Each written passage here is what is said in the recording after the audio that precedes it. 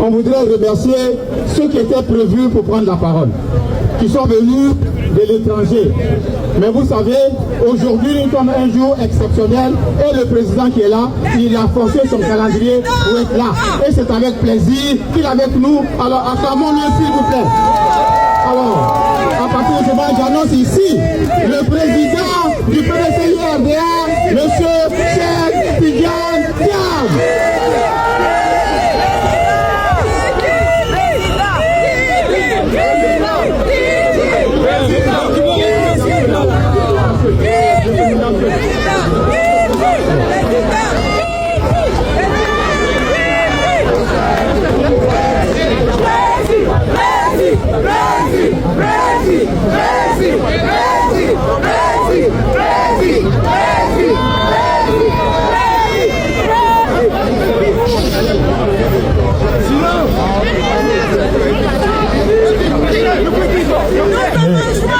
Mes chères sœurs, mes chers frères, je vous salue et je veux commencer par vous remercier d'être venus aussi nombreux aujourd'hui. On me dit que certains sont venus de très loin. Vraiment merci d'avoir pris sur votre temps, sur vos familles, pour défendre notre pays, la Côte d'Ivoire. Merci. J'ai fait une surprise aux organisateurs, parce que ma présence n'était pas prévue. Mais j'aime bien surprendre.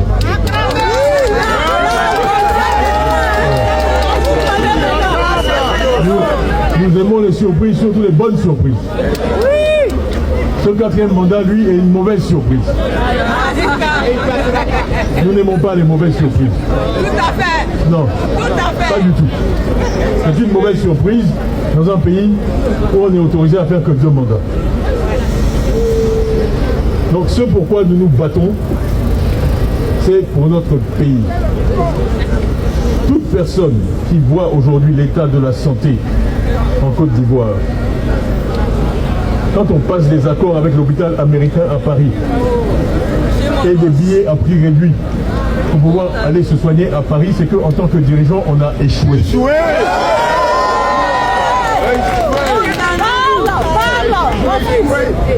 Sur tous les plans. Pourquoi j'étais au lycée classique à Abidjan? Mon père était ministre. Il y en a qui étaient dans les écoles privées. Il a dit, je suis ministre du gouvernement, ce qui est assez bon pour les Ivoiriens et assez bon pour mon fils.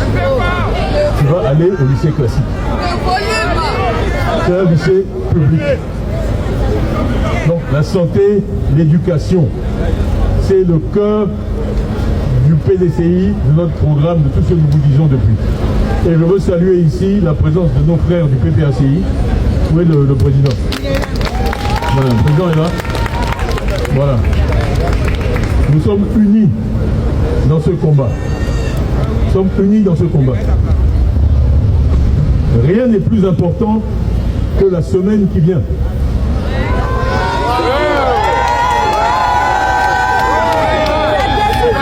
Nous avons 7 jours pour libérer la Côte d'Ivoire.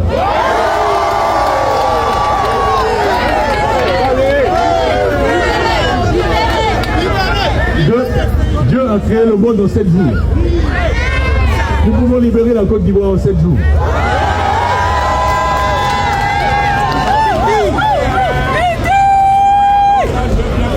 N'ayez pas peur.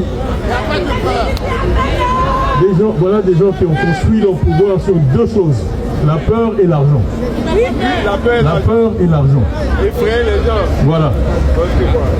Des pauvres gens ont été condamnés à 36 mois de prison. Hier. Pour avoir marché. Moi je peux vous dire, quand je serai président, parce que je serai président,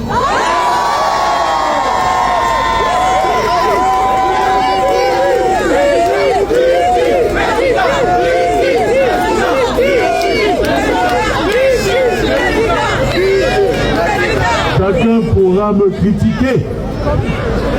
Chacun pourra dire ce qu'il veut. Moi j'étais enfant, j'ai vu des gens se lever, parler à Houphouët-Boigny qui a créé la Côte d'Ivoire, lui dire absolument ce qu'ils veulent. Mais enfin, on est des êtres humains. On est des êtres humains. Parce qu'on avait une personne qu'on ne peut pas critiquer. Hein? Si on te critique, tu vas en prison. Mais c'est pas possible. C'est pas possible. Je refuse ça. Je refuse ça. Un bon chef, on doit pouvoir le critiquer.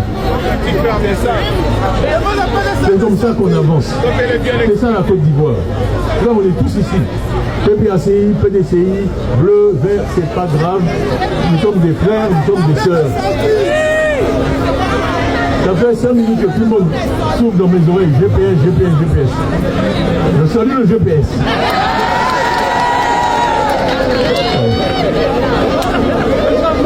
Mais comprenez mon message. Je n'ai pas besoin de citer chacun.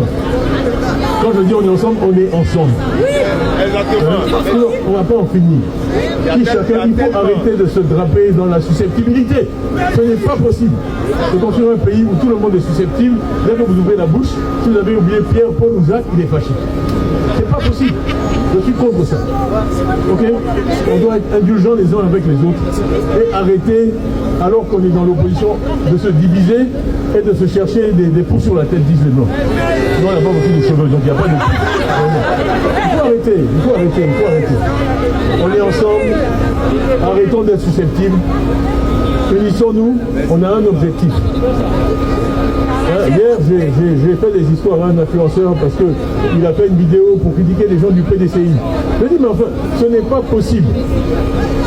On ne va pas commencer à se battre au sein du PDCI alors qu'on n'est même pas arrivé. Mais enfin, c'est quel niveau d'intelligence? Arrêtons la division, arrêtons les critiques stériles. Vous n'avez même pas fini de parler, ils sont déjà en train de critiquer ce que vous avez dit. On peut arriver à rien comme ça. Je parle beaucoup d'indulgence. Soyons indulgents les uns avec les autres. Cet esprit négatif de tout critiquer, ça nous empêche de nous unir, ça nous empêche d'agir. D'accord? Donc, soyons unis. Soyons unis. Les gens me disent, oui, mais quand tu parles, tu as l'air fâché. Je dis, mais oui, je suis fâché. Comment ne pas être fâché devant la situation dans laquelle les gens sont confrontés tous les jours? Je ne peux pas rester longtemps parce que j'ai un rendez-vous important. Nous allons faire des révélations dans quelques jours.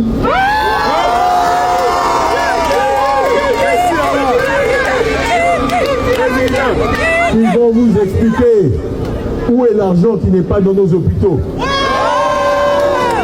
Ils vont vous expliquer où est l'argent qui n'est pas dans nos écoles. On me parle d'écoles où il n'y a pas de prof de maths. Il y a des élèves qui sont arrivés en 3e, en 5e, en 4e, en 3e, ils n'ont pas eu de maths. On va où comme ça? Pendant ce temps-là, on achète des immeubles à Paris. C'est pas possible. Il faut que ça change. C'est ça les vrais sujets. Ma nationalité, je ne suis pas ivoirien. Tout ça, ce sont des faux problèmes. Des faux problèmes. Pour vous détourner des vrais sujets. Pour vous détourner des vrais sujets. La santé dans nos hôpitaux, dans nos dispensaires, l'école, ce qu'on enseigne à nos enfants qui sont l'avenir du pays. Et donc ne vous laissez pas distraire par ces idioties. Nous avons des ministres qui mentent. Vous êtes obligés d'engager des procédures. Aux frais du contribuable, on va dans le monde entier me dénigrer. Aux frais du contribuable ivoirien. On ne peut rien construire sur le mensonge. Voilà. On ne peut rien construire sur le mensonge. Il faut qu'on rétablisse les valeurs qui ont fait de notre pays un pays où tout le monde voulait venir. Les gens, quand ils hésitaient pour faire leurs études, ils comparaient Abidjan à Paris. Je vais aller à la fac à Abidjan, c'est aussi bien que je vais aller à la fac à Paris. Pourquoi? Parce que nous représentions une certaine ambition, une certaine dignité pour l'Afrique. Moi, je suis fier d'être africain, je suis fier d'être ivoirien. Je n'ai jamais accepté, jamais, Jamais. Comme me disent, tu ne peux pas faire ceci, tu ne peux pas faire cela. Je n'accepte pas. Nous ne sommes pas des sauvages. Nous pouvons avoir un pays civilisé, nous pouvons avoir une démocratie. Un pays où on s'affronte librement et où le meilleur gagne.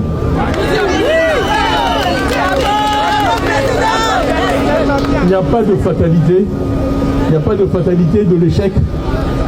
Il n'y a pas de fatalité de la médiocrité. Nous sommes des gens dignes et nous pouvons avoir un pays digne pour que, je vous l'ai dit, quand je serai président, personne ne sera obligé de venir place Victor Hugo pour parler de la Côte d'Ivoire. Mais j'ai honte d'être ici. C'est une honte. Je suis né en 1962 à Abidjan. Pourquoi je ne peux pas dire ce que je dis ici, là, à Abidjan? Enfin, c'est pas possible. C'est pas possible. Un pays, on ne peut pas marcher dans son propre pays, là où on est né. Il faut que ça cesse. Le président Gbagbo a dit trop, c'est trop. Trop, c'est trop. Trop, c'est trop.